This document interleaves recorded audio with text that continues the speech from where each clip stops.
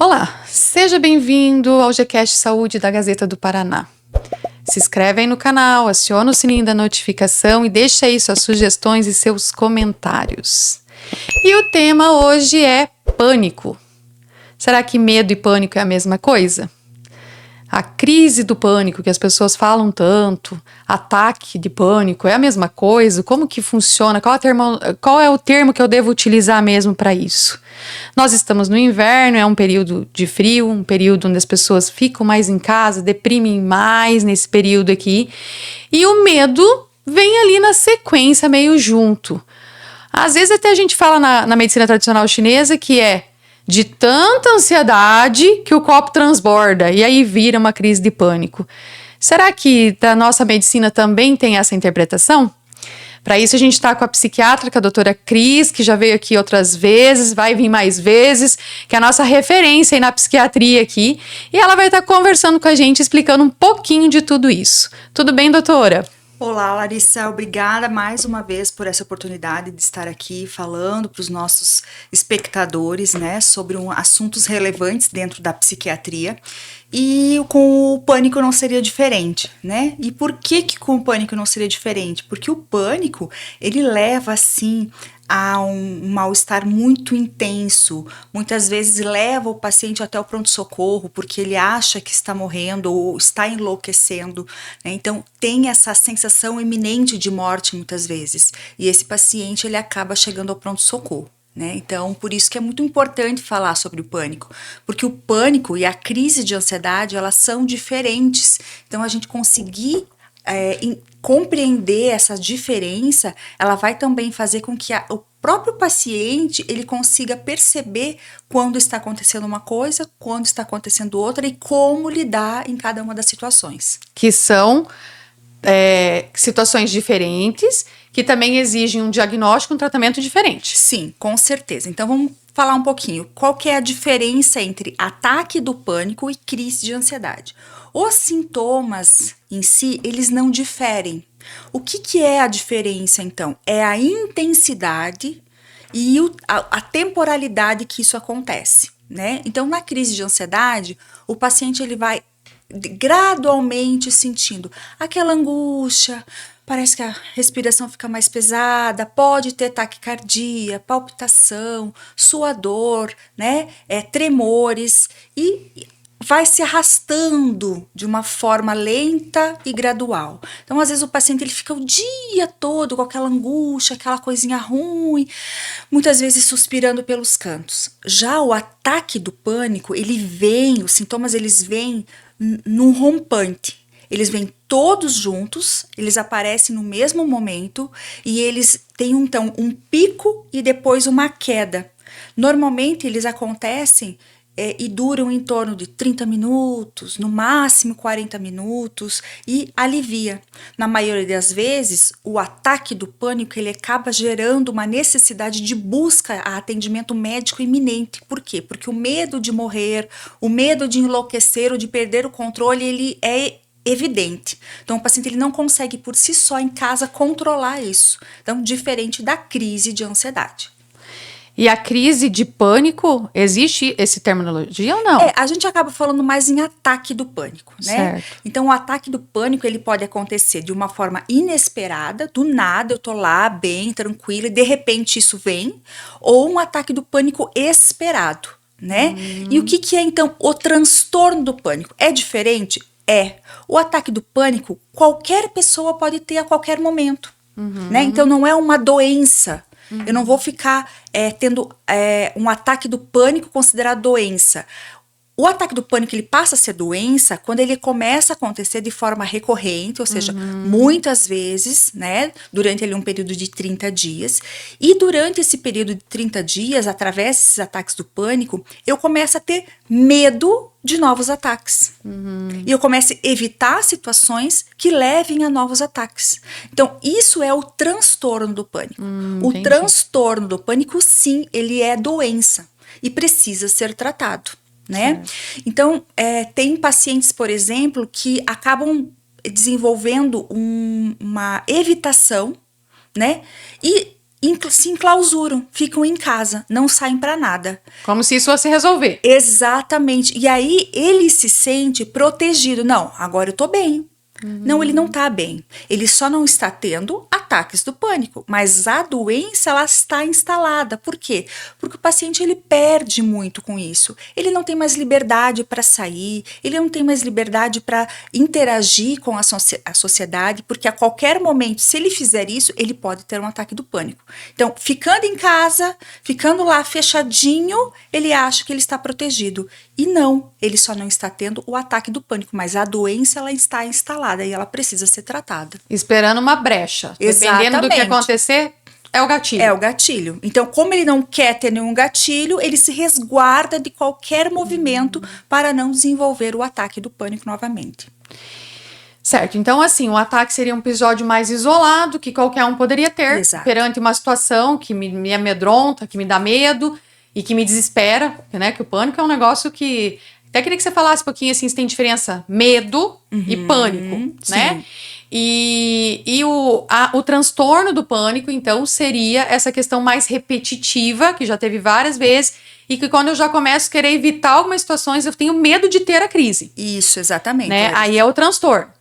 Então, assim, qual que é a diferença do medo? E quando você falou em crise de ansiedade, você falou ali que é a crise de ansiedade. A crise de ansiedade pode levar a um ataque do pânico ou um transtorno do pânico?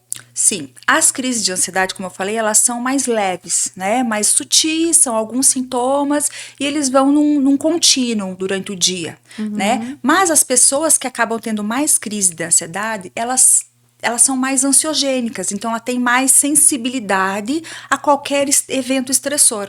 Então ele pode sim, com o passar do tempo, acabar desenvolvendo ataques do pânico, né? Que, como você bem falou, qualquer um de nós está sujeito a ter, né? O transtorno do pânico não, é entre 3 e 4% da população que vai desenvolver o transtorno, né? E o medo, né? O que é o medo? O medo é uma emoção natural, né? Porque quando nós estamos diante de uma situação nova, a gente fica apreensivo, gera aquele medo. Isso é algo protetivo para o nosso organismo, né? É uma condição de luta ou fuga que a gente fala, né? Então, se eu tenho medo, eu estou mais atento ao que pode acontecer. Imagina eu atravessar uma rua. Se eu não tiver medo, se eu não tiver atenção com aquele fluxo de movimento, eu vou atravessar de qualquer jeito e eu posso ser atropelado.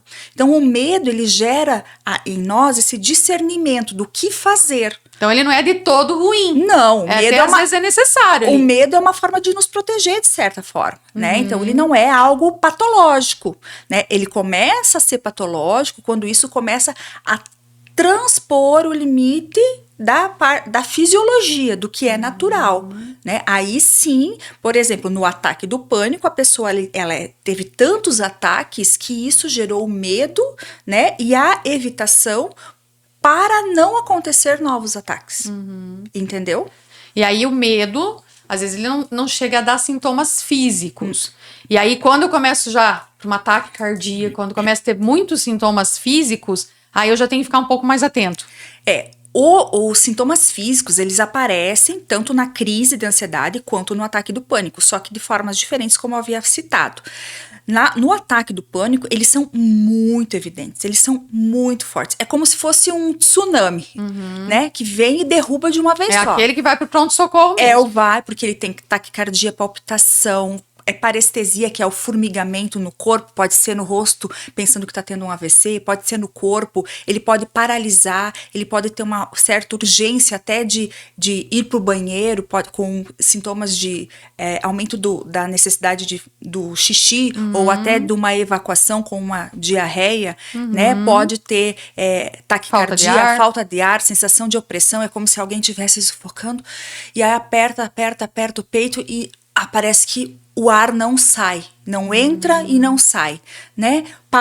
Taquicardia, aperto, tremores, suador, até uma sensação de que a gente fala que chama desrealização e despersonalização, que é um pouco difícil para explicar tecnicamente o que é, mas quem estiver nos ouvindo e já passou por isso vai saber do que eu estou falando, né? Não sei se você já experimentou essa despersonalização e desrealização, que também não é patológico, né? Numa situação de estresse agudo, um evento agudo, né? De um temor importante, qualquer indivíduo pode desenvolver. Eu já tive numa situação, então não é comum, mas é passível de acontecer, que é uma percepção que o indivíduo tem, é como se ele se descolasse do próprio corpo e ele se percebesse num ambiente estranho, como se fosse num filme.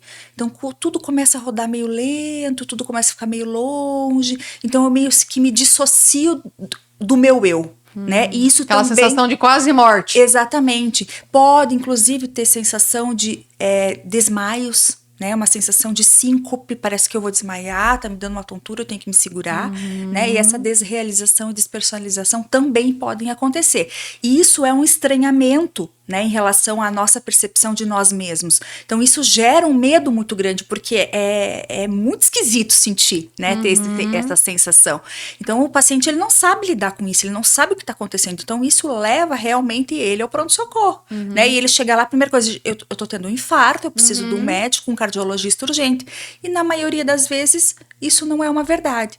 Por isso que muitas vezes esses pacientes, eles não são levados ao psiquiatra. Eles são levados à procura do cardiologista, né? Por quê? Porque eu acho que eu tô tendo um infarto, eu vou ter um infarto a qualquer momento. Então faz uma busca ao profissional cardiologista para tratar essa causa. E aí chegando lá, é feito todas as avaliações e é visto, não, isso não é cardiológico, isso pode ser psiquiátrico, né, psicológico, você precisa de uma ajuda mais especializada.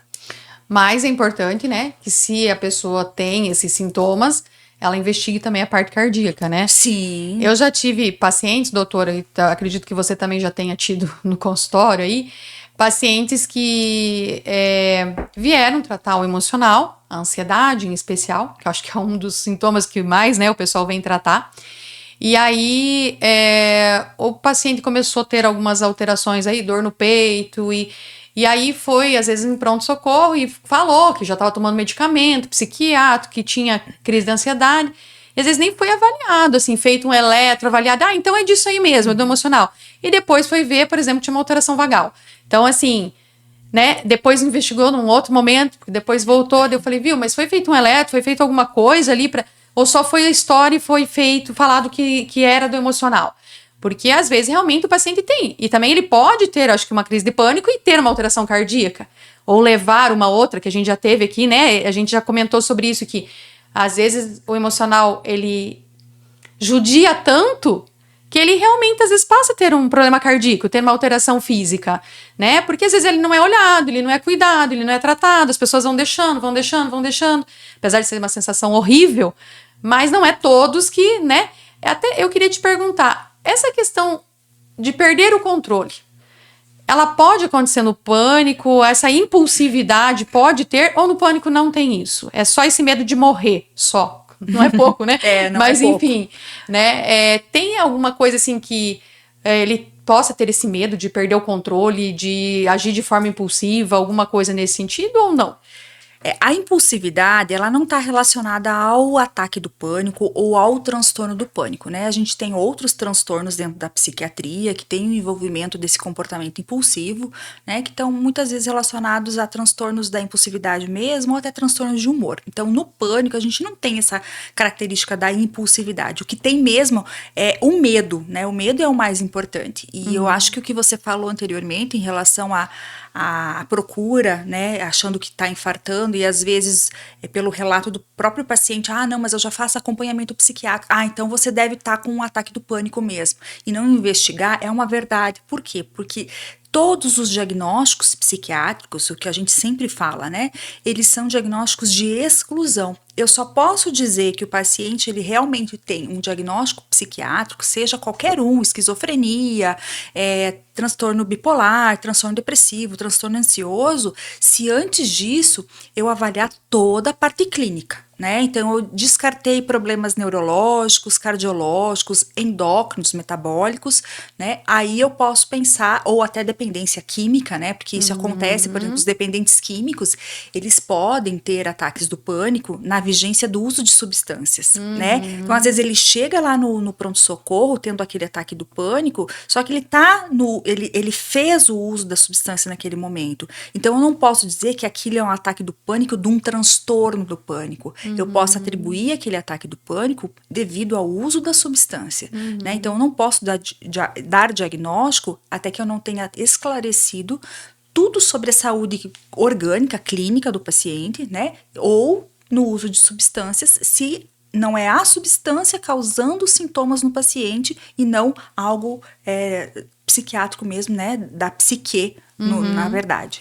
Eu até entendo, porque assim, a gente vê que grande parte dos pacientes realmente é fundo emocional. Se a gente for pensar assim, eu vejo até assim, na UPA mesmo, procura vários pacientes, faz eletro dá normal, tá tudo bem e tal, e aí é emocional, crise de ansiedade ou um pânico, um ataque de pânico, mas assim, precisa fazer esse descarte, por mais que seja poucos, mas se tiver tendo realmente um infarto ali, salva vidas. Você tá dentro, às vezes, muitas vezes, né? Às vezes não salva, mas enfim, naquele momento, muitas vezes salva. Você consegue, se você fizer uma ação rápida, se o paciente tá infartando dentro de um hospital, de uma unidade de pronto atendimento, é diferente, às vezes, até dele infartar em casa, porque Sim. daí ele não tem essa assistência direto, né? Então, mas realmente a gente vê que tem uma quantidade muito grande mesmo. Eu achava uma vez que era bem difícil as pessoas terem pânico. E, na verdade, a gente vê que na prática não é isso. Tem muita gente que tem, pelo menos, o ataque de pânico. Sim. Talvez não o transtorno, mas o ataque, sim. Sim. Né? E se não frear ali, possivelmente vai se transformar num transtorno. Primeiro o paciente tem que entender o que é que está acontecendo e o porquê que isso está acontecendo. E tentar resolver ali as questões que estão levando ele a essa descarga, né, de adrenalina e noradrenalina ali na área da amígdala, né, na parte cerebral ali, que é responsável pelas emoções, né, e tentar entender. Então, quando é algo leve, por exemplo, o paciente ele não tem ataques do pânico ainda, transtorno do pânico ainda, tem só ataques do pânico, mas ele está percebendo que isso já está atrapalhando. Opa, sinal amarelo. Eu já tenho que olhar para isso diferente. Então, a psicoterapia, a própria medicina chinesa, a acupuntura, né, vai conseguir olhar para isso e tentar regular essas emoções. E onde é que está o problema, onde é que está a situação, vamos mudança de estilo de vida, atividade física, eu tenho que diminuir o meu ritmo de trabalho, eu tenho que me afastar um pouco da tecnologia, eu tenho que me afastar de pessoas que são tóxicas e estão me atrapalhando, estão me fazendo mal. Então, olhar para mim, para minha vida e tentar administrar. Quando já é um transtorno do pânico, tudo isso que eu já falei é importante, é viável, tem que se manter, mas aí entra a medicação. Não tem como eu tratar sem a medicação, né? E aí, assim, tratar para a vida inteira, tratar por um período, né? Então, a gente sempre explica para o paciente que o tratamento, ele vai acontecer, né? A partir do momento de remissão. O que seria isso? O paciente ele não tem mais sintomas, ele está estável, ele não teve mais ataques do pânico, ele está conseguindo desenvolver a vida dele de uma forma mais tranquila, ou seja, não está mais evitando situações, né? Não está mais ficando trancado em casa por conta disso. 1 ano de tratamento.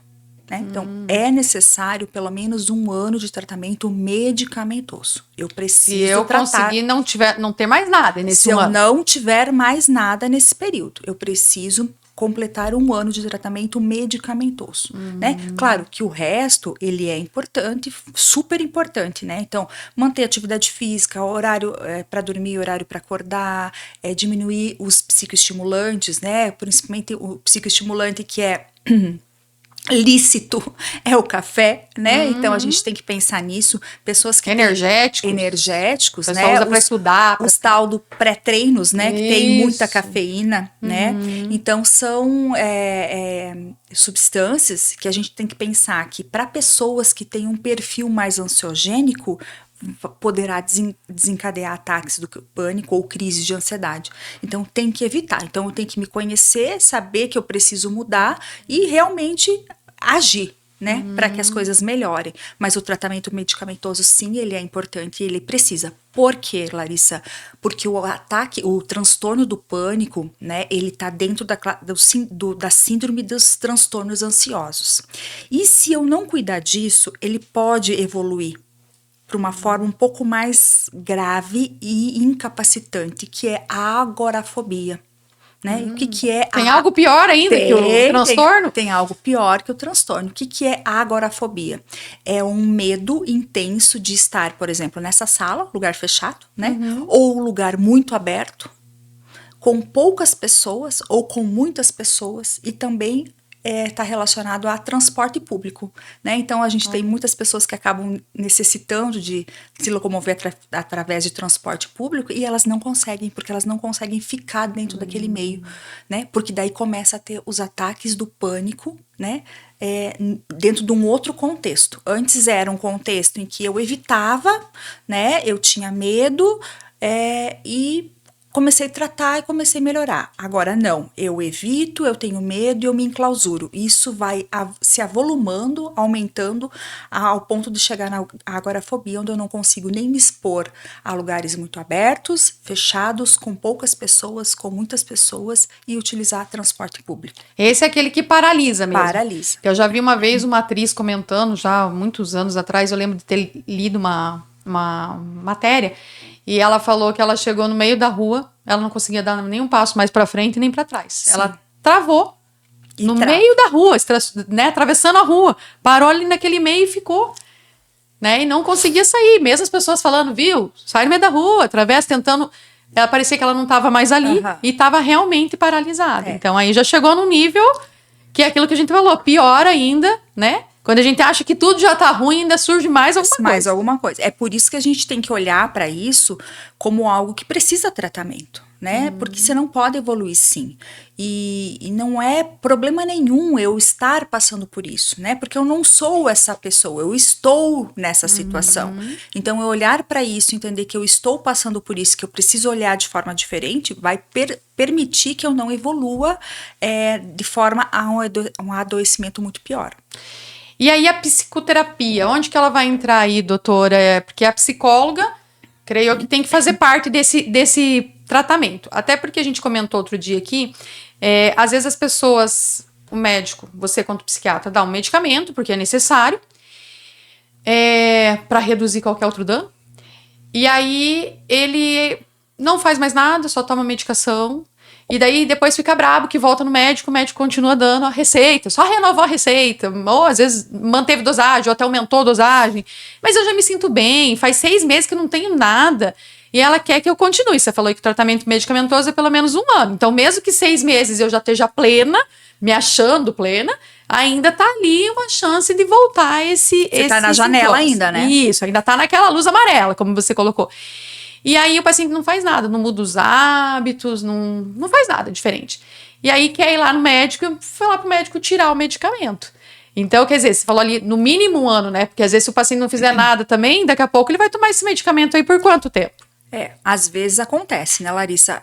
O paciente, tem alguns pacientes que eles buscam uma receita mágica, é como um pozinho de pirilim-pim-pim, né? Que a gente vai lá, coloca lá em cima da cabeça dele e tudo aquilo vai passar.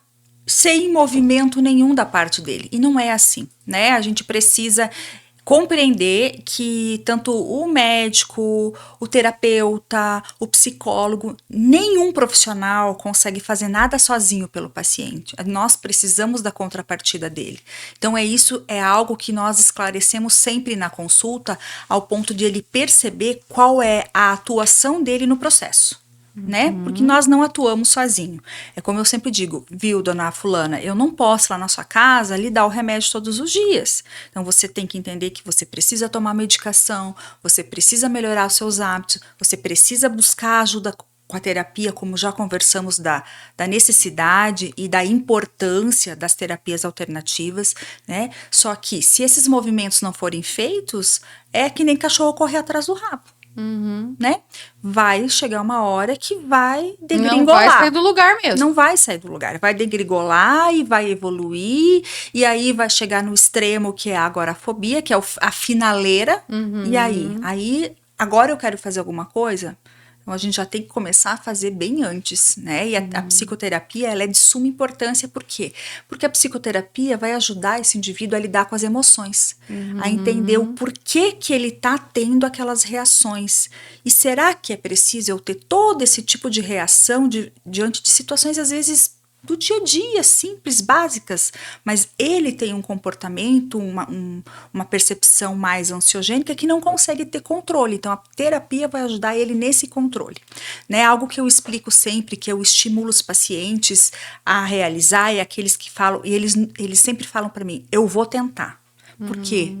Porque é muito difícil. Por mais que pra gente seja, que não vive, quem não vivencia isso, né? Seja algo tão assim, poxa, mas não consegue fazer nem isso. Não consegue. Porque é muito forte, né? Então, o que eu explico sempre? A gente vai por uma técnica de exposição e prevenção de resposta. O que é isso? Eu oriento o paciente, olha, eu quero que você hoje saia de dentro de casa. Né? Porque tem pacientes que não saem. Eu quero que você saia de dentro de casa e fique ali no pátio da sua casa uns 15 minutos e volte para dentro. E aos pouquinhos você vai ampliando esse tempo e ampliando o espaço. Então agora eu quero que você vá até a panificadora só para pegar pão e voltar para casa. Né? Então, por que isso? Porque eu estou treinando o meu cérebro para que ele perceba que não tem perigo.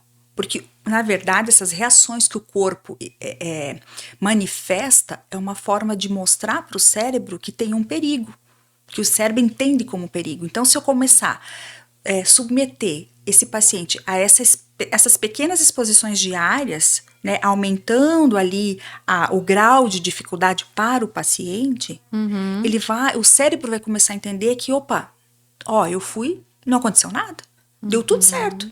Então, eu vou prevenindo respostas, eu vou prevenindo novos ataques do pânico, né? E os pacientes, eles vão conseguindo, ao longo do tempo, melhorar essa questão da exposição. Porque, gente, isso é libertador. Pensa alguém que não consegue sair de dentro do quarto, não consegue sair de dentro de casa, né? Ele conseguir ir na panificadora é uma vitória. Sim, só que esse é um processo lento. Então, eu também tenho que entender que cada um de nós tem uma forma de evoluir, né? Cada um tem o seu processo para passar. E a gente juntos, nós vamos respeitando o processo de cada um, mas sempre insistindo, né? Por exemplo, eu tenho pacientes que têm transtorno do pânico que eu não peço para eles virem todos os meses. Eu falei, eu não quero te ver todos os meses, eu quero te ver cada 3 meses, 4 meses, por quê? Porque daí eu exponho ele, por exemplo, paciente do SUS, que eu também atendo no SUS. Então, eu exponho ele a buscar o atendimento na atenção básica, lá no postinho de saúde dele. Que é uma forma do quê? Dele se expor. Então, ele está treinando o cérebro dele para isso. Certo? Então eu falo assim, não é que eu não quero ver a senhora. Aconteceu essa semana. Eu falei, não é que eu não queira ver a senhora todo mês. Eu quero justamente treinar a senhora para que a senhora tenha liberdade para ir e vir para onde a senhora bem entender. Então a senhora vai vir aqui agora só em outubro.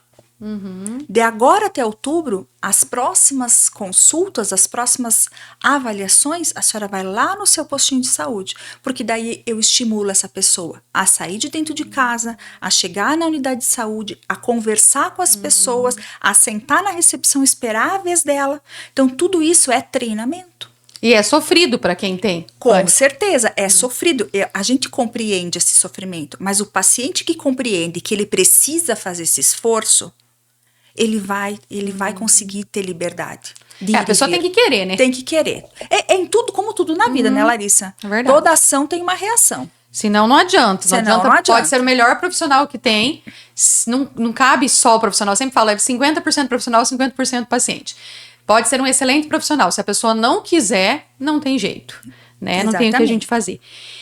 E o que causa, afinal de contas, esse pânico? Porque, assim, é alguma coisa, assim, genética? Se eu já tenho, por exemplo, meu pai, tem histórico familiar, eu vou ter também, quer dizer, vou ter, assim, né? Eu sou propícia a ter, mas nem sempre, depende, lógico, do seu estilo de vida, de várias situações aí para desencadear, para dar esse gatilho.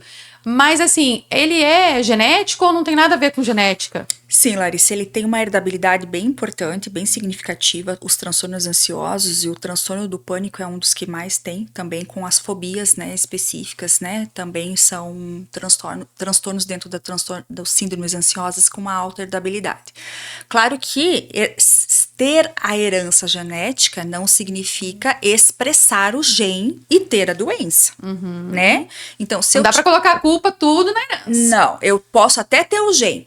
Mas se eu, quando criança, adolescente, jovem, adulto, eu tiver fatores que me protejam, né? Que eu consiga entender que nem tudo eu preciso ficar com medo excessivo, né? De certa forma, esse gene ele não vai se manifestar, né? Eu vou ter o que todo mundo tem, que é dentro da nossa fisiologia. É o medo, é a preocupação de uma apresentação, hoje vim aqui conversar com você, é a apreensão de, opa, será que eu vou me sair bem? Isso é normal, todos nós temos, certo?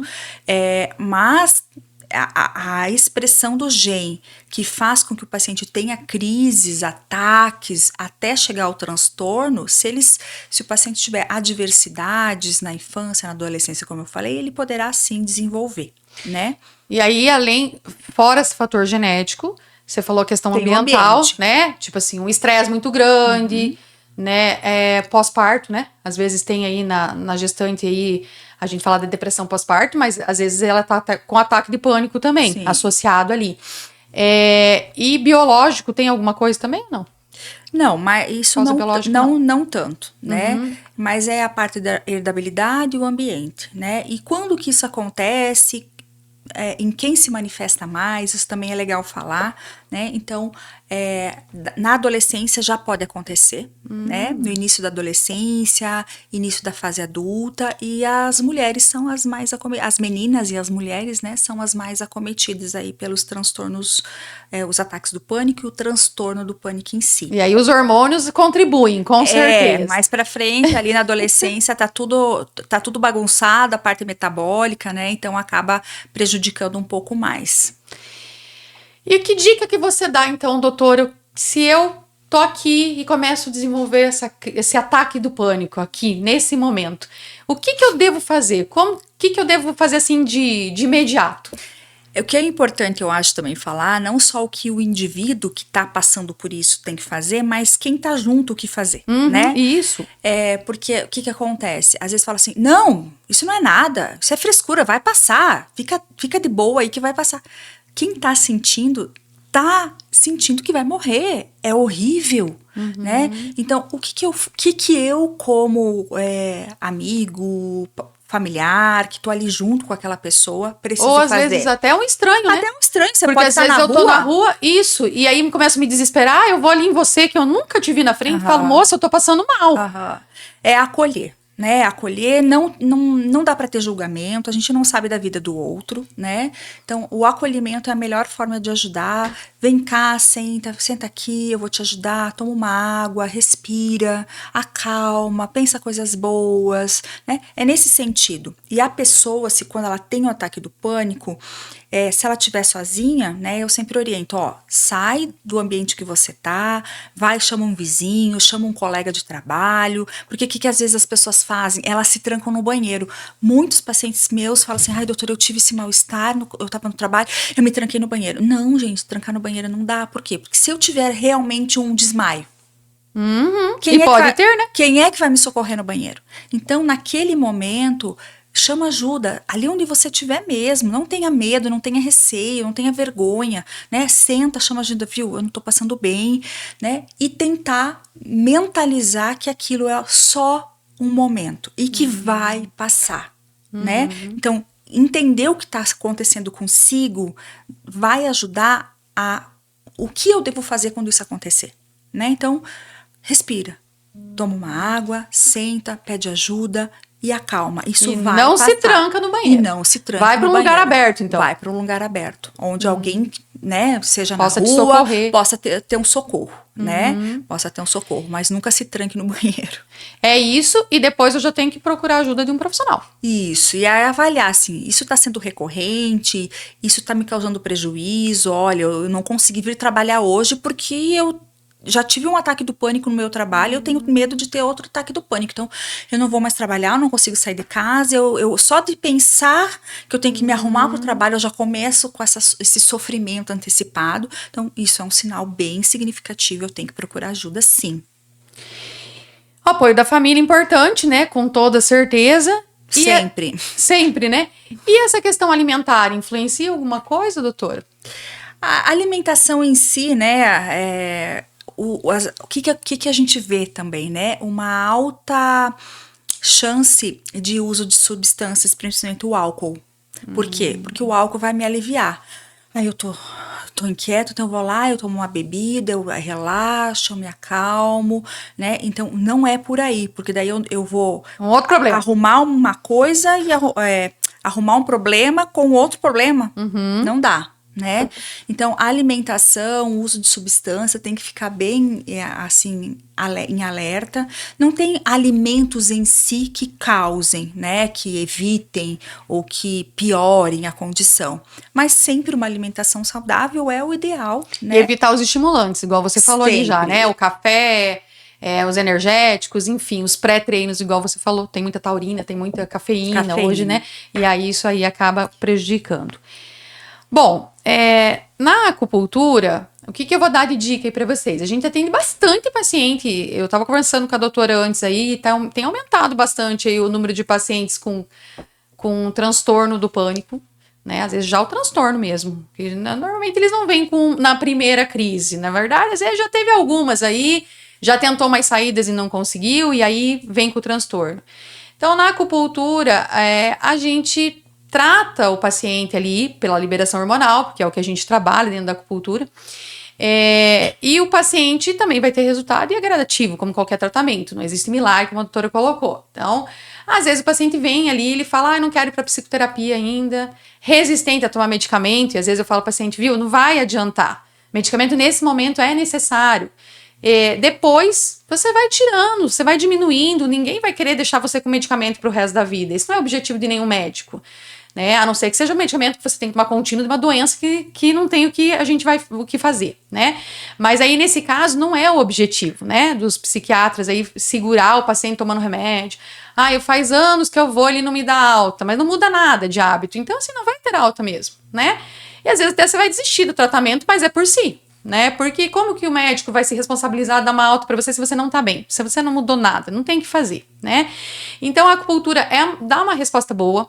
Eu vou dar de dica aí para vocês, na hora ali da crise, como a doutora falou, procura um ambiente aberto, um ambiente aí que você possa, né, tá perto das outras pessoas. Seguro, né? Seguro. Se você não conseguir, assim, sair no momento, você tá ali num espaço que não consigo sair nesse momento, ela falou do próprio transporte público, a doutora colocou aqui. Então, assim, massageia alguns pontinhos aí para já ir te ajudando. Só lembra que isso é um escape, assim, de imediato. Você vai ter que procurar ajuda médica, você vai ter que procurar tratamento, né? Mas alguns pontinhos da acupuntura a gente usa agulhando, colocando agulha, mas a gente pode fazer uma massagem no local também que vai ajudar. Então, enquanto você vai tentando controlar a respiração, como a doutora já falou, se acalma, respira, tenta respirar. E é difícil para quem tem pânico. Quando a gente fala, puxa o ar pelo nariz, solta pela boca, parece que é algo tão fácil de fazer e não é tão fácil assim. Mas enquanto você está tentando se acalmar, né, pressiona alguns pontos. Então tem uma aqui na palma da mão, que é o P10. Então esse aqui, ó, é um pontinho bem fácil, ó. Pega aqui a linha do polegar e vem aqui e pressiona esse pontinho aqui, tá? Então você pode estar numa reunião, começar a ter sintomas de pânico, é algo que você pode apertar aqui na sua mão, ó, podia estar conversando com a doutora aqui, apertando aqui, quem vai saber que é por causa da crise de pânico que eu estou desenvolvendo, naquele momento do ataque. Então, assim, é um pontinho tá? Que você pode apertar, estimular aí por uns 3 minutinhos, massagear o pontinho, apertar. Ele vai te ajudar, o P10. O R1 é na planta do pé, né? É bem no centro, na planta do pé. Se você dividir o pé aí, pegar na metade ali, depois que você passa a linha da joanete ali, daqueles ossinhos, aí você coloca bem no meio na planta do pé ali o R1. Esse já é mais difícil, porque normalmente a gente tá de calçado, mas se você tá num ambiente que você tá em casa, alguma coisa assim, você consegue também estimular esse pontinho aí. O R1 é bem legal. É um ponto que a gente usa para tratar doenças de difícil controle na acupuntura, e é um ponto que dá uma resposta muito boa, porque é o primeiro pontinho que a gente forma no nosso organismo aí. E fora esse ponto, as orelhas aqui, ó. Essa parte do lóbulo da orelha aqui, onde a gente coloca o brinco aqui, é tudo relacionado com encéfalo, frontal, occipital, toda a parte de cabeça, tálamo, tá tudo aqui. O hélix 6, que é um ponto do psiquismo, que é bem na pontinha aqui do lóbulo, né? Então, assim, você pode massagear aqui a tua orelha. Começa a massagear assim, ó. Massageia a tua orelha. Você já vai sentir alívio. E aí vai te ajudar a fazer essa respiração mais tranquila, a procurar ajuda, né? Se você tiver um olhinho de lavanda na bolsa, um olhinho essencial, pode pegar o olhinho, passar um pouquinho na mão, massagear nesses pontos. Tentar respirar esse olhinho, porque daí quando você vem nessa respirar, você vai tentar puxar o ar aí para você pegar os benefícios. E se você massagear perto da orelha com lavanda, ele também tem essa ligação mais perto da narina aí que você vai acabar absorvendo a lavanda, e a lavanda vai dar uma acalmada. Claro que isso são dicas aí para o momento, para tentar você sair da crise mesmo. Lembre-se que não dispensa o tratamento médico. E depois o tratamento com psicoterapia, com acupuntura, com o que você quiser fazer. E como a doutora falou, eu costumo trabalhar o quê? Eu trabalho acupuntura constitucional, né? Então, as primeiras sessões, eu vou trabalhar em cima das heranças do paciente. E não é herança de RNA e DNA. Herança energética, na acupuntura é um pouquinho diferente. Mas, às vezes, a gente vai fazendo os testes e a tipologia do paciente realmente é uma tipologia que tá nas heranças dele o pânico, o medo. E aí a gente já começa a mexer e tratar aí essa parte aí mesmo. Eu tava até conversando essa semana, eu comecei a atender uma paciente e ela falou, nossa, você falou que ia mexer com as heranças, eu vim aqui no outro dia, eu acabei indo pra UPA. Ela falou assim, porque eu realmente, assim, parece que veio tudo. Ela falou, tanto que a pessoa me falou, viu, fica tranquila, fica calma, tava com a pressão super alta, 16/8, e fez o eletro, não deu nada. E aí ela falou assim, aí a pessoa tentava me acalmar e ela me deu um remédio, eu fui ficando com sono e eu não queria dormir, porque eu ia morrer. Ela falou, era exatamente isso. E o coração batendo forte, enfurmigou, começou a enformigar, ela nunca tinha tido enformigamento junto. Daí ela falou, ih, tô infartando, né? Chegou lá com essa... E aí ela pegou e as pessoas, a médica falou assim, não, fica tranquila, você não vai morrer, pode dormir, fica tranquila, fica tranquila. E aí ela foi administrando e junto com o medicamento, porque ela estava dentro de uma UPA, né? Na sequência, ela falou pra mim que ela acabou pedindo demissão do emprego, né? E ainda disse assim, sonhei muito, muito, muito com a minha mãe, com meu pai. E o meu pai já é falecido. E eu não tenho uma relação muito boa com a minha mãe. E acabei sonhando muito com ela. Até falei assim, eu quero ir pra lá. Quero ver se tá acontecendo alguma coisa com a minha mãe. Porque não é possível, eu nunca sonho com ela. E aí ela foi e falou assim pra mim, nossa, minha mãe parecia outra pessoa. Parecia que não era aquela pessoa que a gente não se entende, que a gente não estava bem. E aí eu até questionei, mas será que não é ela era outra pessoa ou você que se permitiu ver ela diferente agora, né? Então, assim, como que uma coisa assim, né? O pânico parece que é algo que é tão pequeno. Só contei isso pra vocês aqui, porque olha quantas coisas levou. Uma sessão de acupuntura. Essa semana que ela fez a segunda. Mexeu na vida né? dela toda, Mexeu na vida dela toda. Né? Então, realmente, os tratamentos, eles fazem diferença. A medicação já faz a diferença de imediato, né? Começa a fazer, você já começa a sentir que você começa a melhorar, né? A acupuntura, o resultado é rápido. A psicoterapia, se você for aberto, tem que ir aberto. Tem que estar com vontade de estar ali e falar, né? Se você for aberto a mudar o seu comportamento, mudar os seus hábitos de vida, ela vai fazer uma diferença gigantesca em poucas sessões. Eu sempre falo que a terapia é o melhor presente que a gente pode se dar. Se você quiser dar um presente pra você, vai pra psicoterapia, porque é o melhor presente que a gente pode dar. Doutora, eu quero que você faça as considerações finais, porque o tempo corre, né? E aí, diga pra nós as considerações finais, reforça pra gente onde você tá atendendo, as redes sociais, depois a gente coloca tudo aí no rodapé, pra gente finalizar. Então, tá bom. Larissa, eu só quero fazer um adendo aqui, porque você falou da medicação, né? E que os pacientes às vezes têm medo do remédio. Gente, o medicamento não vicia. Ah, eu vou ficar viciado nesse remédio, já me falaram para eu parar de tomar. O medicamento não vicia. Né? O medicamento vai devolver qualidade de vida, liberdade, condições de você ir e vir, de você estar numa festa de aniversário do seu neto, do seu filho, né? De conseguir estar no teu ambiente de trabalho, de conseguir fazer uma viagem. Gente, isso é qualidade de vida. Esse negócio de nunca tirar é porque também não muda nada, né? Exatamente, né? E outra coisa, o que pode viciar dentro das medicações? São os tarja pretas, né? Diazepam, Rivotril, a gente usa, são bons medicamentos? Sim, são excelentes medicamentos, mas nós precisamos usar e usamos em momentos pontuais. Aí esse não é para tomar. Não, é uma coisa que eu sempre digo, esse medicamento ele tem dia para começar e dia para terminar. Né? Porque eles são importantes, eles realmente resgatam o paciente daquele ataque, daquela crise, daquele terror, né? Daquela iminência de morte, eles resgatam. Então o paciente ele tem um bem-estar, mas ele tem que compreender que aquilo é o resgate do início do tratamento e que a medicação que ele vai fazer uso durante esse período de 1 ano, que é o que a gente estima, né?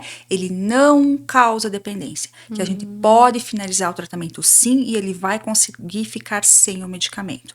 Né? Então, essa é uma das minhas considerações finais importantes em relação. Não tenha preconceito, busque ajuda, venha, né, por uma conversa que seja, que possa te esclarecer do que o que você está sentindo, por que você está sentindo, como isso pode evoluir e o que você pode fazer para mudar. Porque eu sempre repito, né? As mesmas ações geram os mesmos resultados. Então não adianta você jogar a responsabilidade que é sua para o seu terapeuta, para o seu médico, né? Para a sua família. Você é o responsável, tá? E eu quero dizer que eu te acolho com maior carinho, com maior prazer, com maior comprometimento. Eu trabalho, atendo no Hospital São Lucas, né, durante a semana. Então, tem as minhas redes sociais, doutora.cristianerota, me siga, lá tem muitas dicas legais, falamos de vários assuntos, não só da ansiedade, mas da bipolaridade, do transtorno de humor,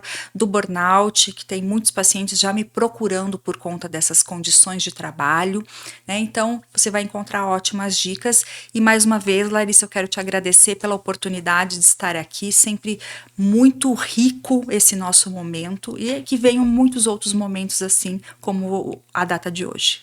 Com certeza vai vir. Gente, é isso, né? Como a doutora falou, né? Medicamento às vezes para dormir, as pessoas perguntam, medicamento para dormir. Mas assim, gente, é o que a doutora falou, são pontuais, mas às vezes é melhor você dormir com medicamento do que não dormir. Então, assim, o não dormir é um problema sério. Não é difícil você consertar o emocional de um paciente aí e não ter sintomas físicos se você não dorme bem. Então, esse também, assim, entra nessa questão. A gente, claro, são alguns indutores. Com certeza tem uns aí mais leve inicialmente, mas se não responde, já fez higiene de sono, já fez um monte de coisa, não melhora. Às vezes tem que entrar com medicamento mesmo. E como a doutora falou, né? Faça o tratamento medicamentoso. O médico não tá ali para judiar de você, para deixar você ad eterno com o medicamento, mas faça a sua parte. Se você quer parar de tomar medicamento, você precisa fazer a sua parte. Tem que mudar os comportamentos, buscar ajuda, buscar um bom profissional, que ele vai conseguir te acompanhar. E a doutora Cris, gente, assim, ó, ela é isso aqui, que tá aqui no podcast conversando com a gente. A consulta dela é uma consulta, assim, ela faz a psicoterapia ali, conversa com você, te acolhe, te escuta, ela vai a fundo aí pra daí realmente fechar um diagnóstico, fazer tratamento, às vezes pede os exames, porque às vezes a pessoa não, sei lá, faz 10 anos que não faz um exame de sangue. Então a doutora vai pedir os exames, vai descartar as causas, como ela falou, o diagnóstico ela precisa descartar as causas físicas. Então, assim, ela vai fazer todo esse acompanhamento com você aí e vai tirar o medicamento sim na hora que for para tirar e dependendo da sua qualidade de vida e do que você está fazendo. Então é isso, pessoal, e até o próximo GCast Saúde.